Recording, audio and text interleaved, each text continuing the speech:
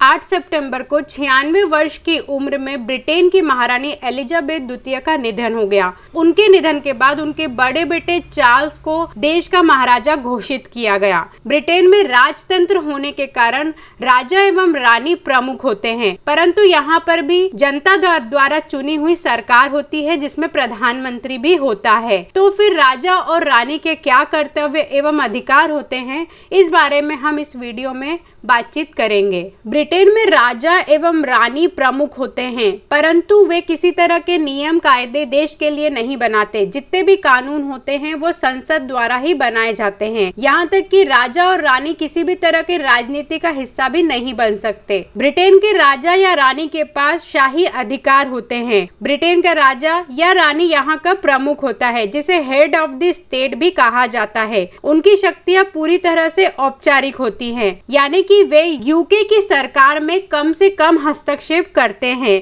राजनीतिक रूप से उन्हें तटस्थ होना होता है, यानी कि वे किसी भी सरकार के पक्ष में या विपक्ष में बात नहीं कर सकते और उन्हें सरकारी सलाह के साथ ही अपने सारे कार्य करने होते हैं। ब्रिटेन के जो भी प्रधानमंत्री होते हैं उन्हें हर हफ्ते राजा या रानी के साथ मीटिंग करनी होती है और उन्हें सरकारी मामलों की सारी औपचारिक जानकारी देनी होती है। इस मीटिंग का किसी भी तरह का रिकॉर्ड नहीं होता। यह मीटिंग पूरी तरह से गोपनीय होती है। आइए जानते हैं ब्रिटेन के राजा या रानी के प्रमुख कार्य क्या हैं। ब्रिटेन में जब भी कोई आम चुनाव होते हैं तो उससे जो भी पार्टी जीतती है वह पार्टी बकिंघम पैलेस में इनवाइट की जाती है और उस पार्टी का जो भी नेता होता है उसे औपचारिक तौर पर राजा या रानी द्वारा इनवाइट किया जाता है और उनसे सरकार बनाने की अनुमति ली जाती है। इसी तरह से जब भी देश में आम चुनाव होने होते हैं तो उसके पहले पार्टी को भंग करने का कार्य भी राजा या रानी के द्वारा ही किया जाता है।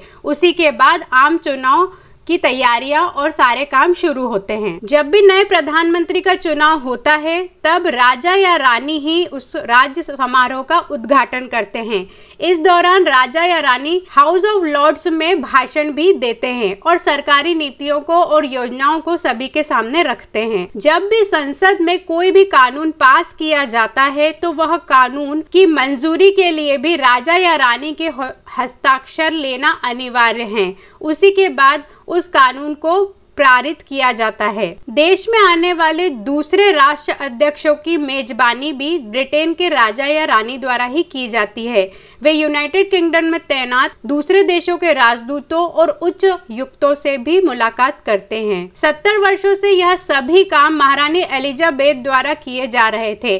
अब यह सारी जानकारी उनके बेटे चार्ल्स को दी जाएगी, जिन्हें हम चार्ल्स तृतीय के नाम से जानेंगे। अगर आप चार्ल्स तृतीय के बारे में सारी जानकारी जानना चाहते हैं तो गूगल करिए चार्ल्स दीपावली। आपको चार्ल्स के बारे में बहुत सारी इंफॉर्मेशन पढ़ने को मिलेगी और यह वीडियो अच्छा लगता है तो इसे लाइक एंड शेयर जरूर करें।